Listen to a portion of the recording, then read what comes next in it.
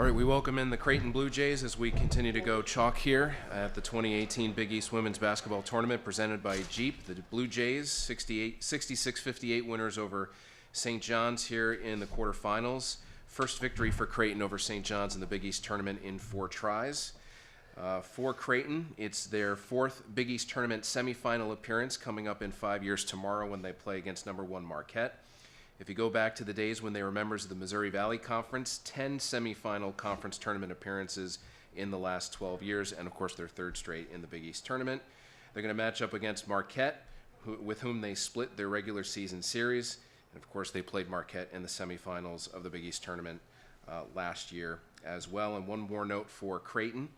With an overall record now of 18-11, that is 12 straight years with at least 18 victories during the season for Creighton. So with us, Jim Flannery, head coach, Sydney Lamberty, and Jalen Agnew as well. Typical process, we'll start with an opening statement from Coach and then Q&A for the student athletes. We have a wireless mic. Raise your hand. Pam has it. We'll get it around to you. But we'll start with Coach with an opening statement, please. Well, thanks for reminding me that we hadn't beaten St. John's.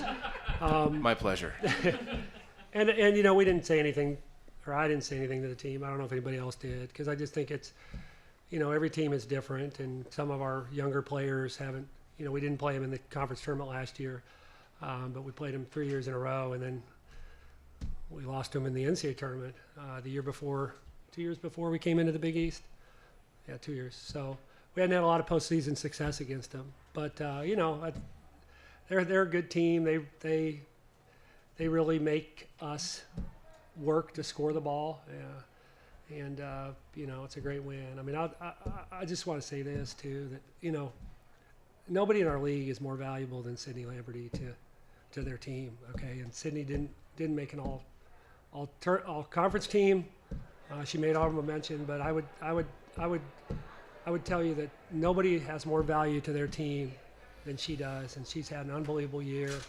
And I told her she's not coming off the floor until we lose or until we win this week. So she was outstanding. I mean, she, you know, hadn't played point guard for us solely her first 3 years, and yet she's done it this year on a team that really has needed ball handling and just, you know, tremendous. And you know, you saw the other player up here, Jalen, her improvement from a year ago is drastic, and it's a credit to her work ethic and the things that she experienced last year to have some success. But she's really become an even better player. So really proud of those guys, but proud of the whole team, because it's not easy to win in the conference tournament. And I thought we were nervous early, but I thought we really bounced out of it quickly, and then when they made the run to start the second half, I felt like they stayed positive, and the bench did, and you know, fought and put ourselves in a position where, you know, we finally eventually put a little separation in between us and them. So anyway. All right, we'll open it up to Q&A for the student athletes first. Raise your hand. Pam's got a wireless mic. Name and affiliation, please.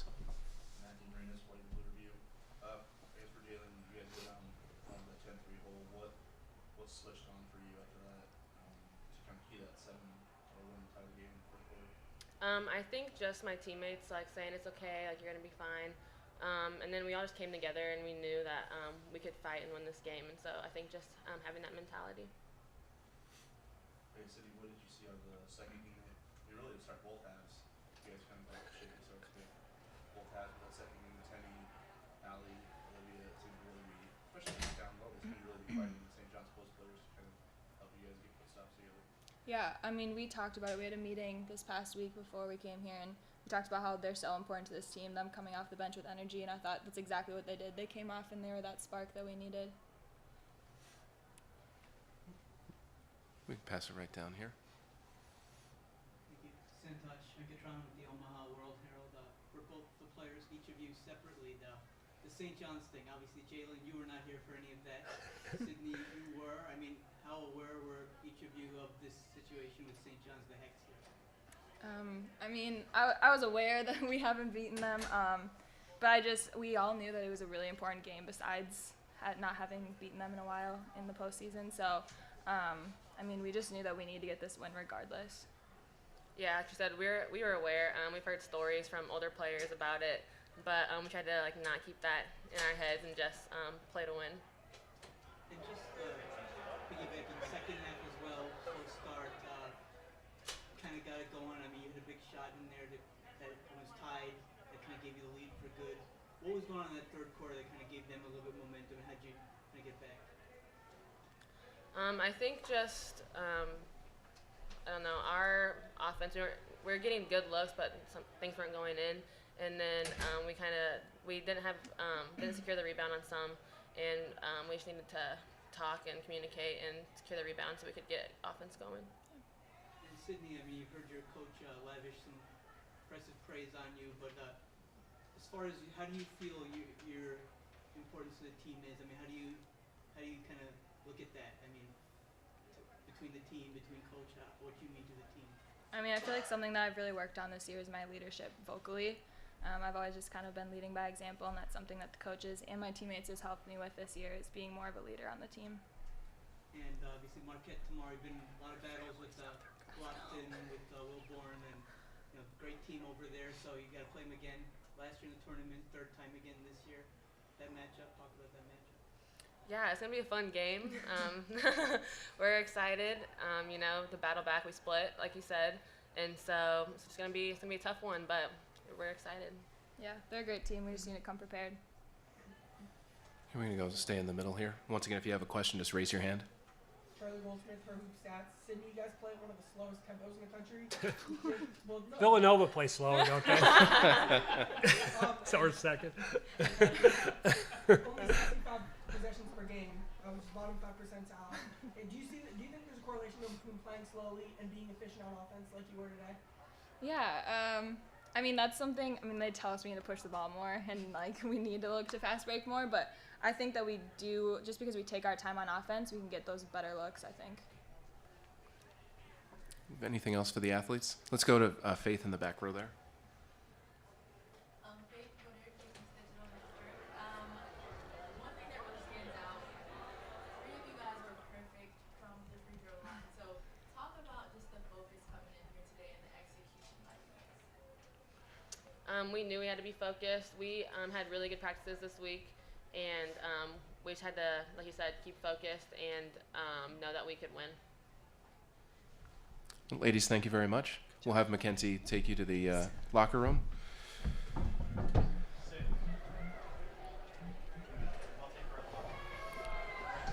If you have any other questions for the student athletes, just check with Glenn.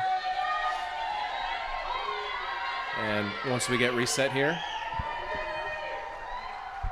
we'll open it up to questions for Coach. And just again, raise your hand. We'll go right here in the front. You mentioned that Andre and Sydney met with you earlier in the week about Yeah. the preparation that went into the final week of the season versus how they wanted to prepare this week. What did you notice in how they walked that walk in practice this week? Did you notice a different level of focus and preparation for this tournament? Yeah,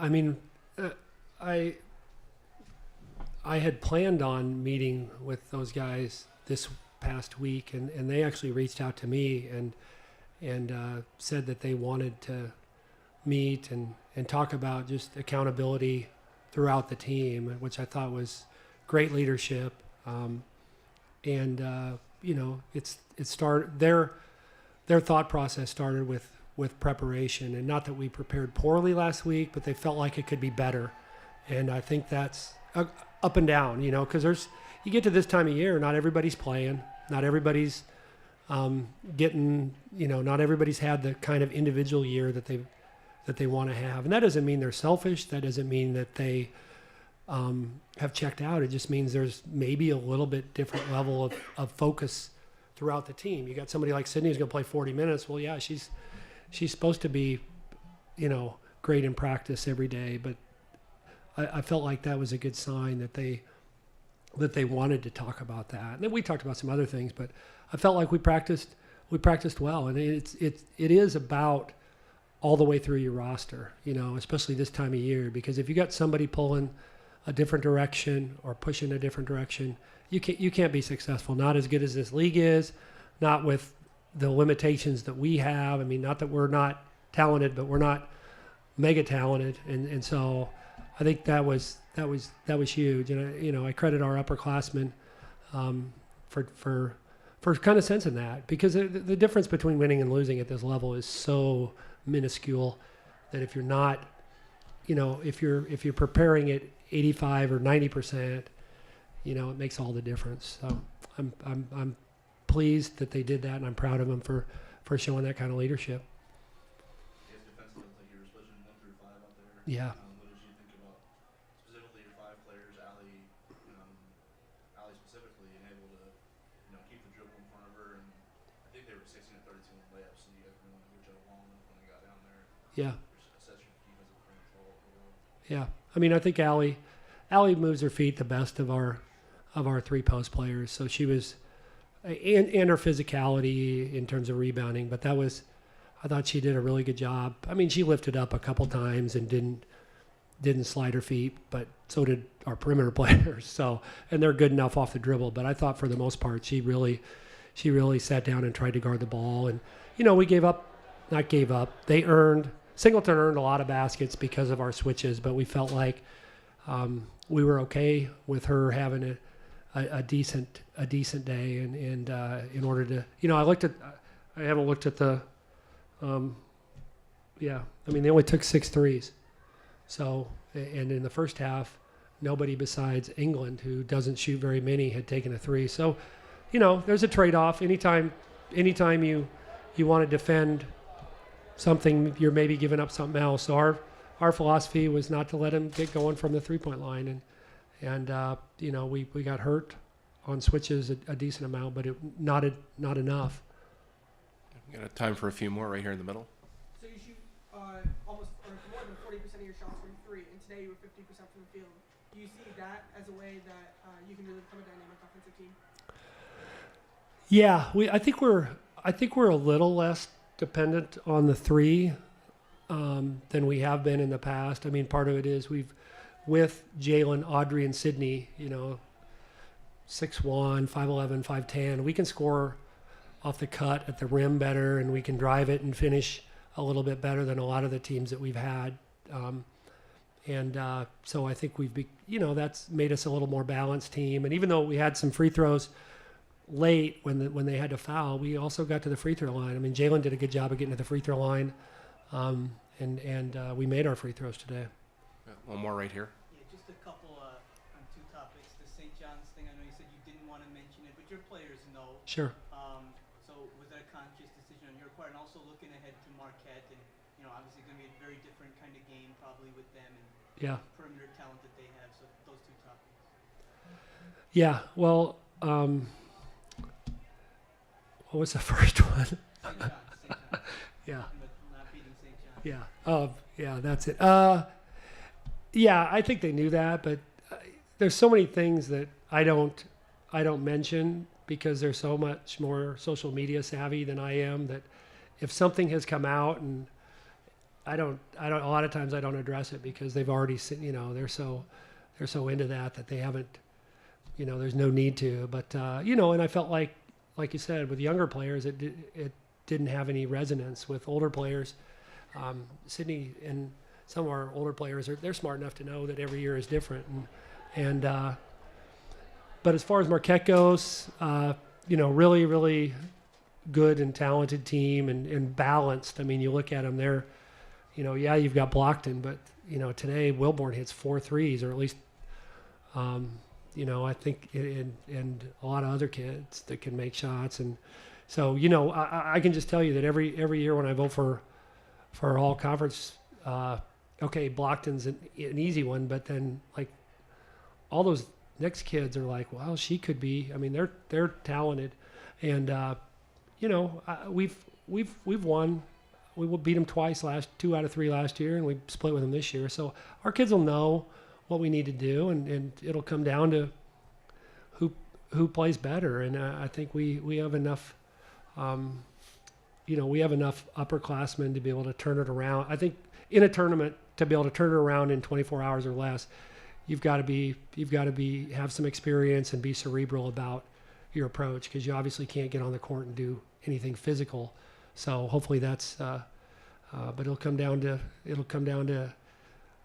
execution and the preparation that we've done all year, not necessarily the preparation that we're going to do in the next 22 hours.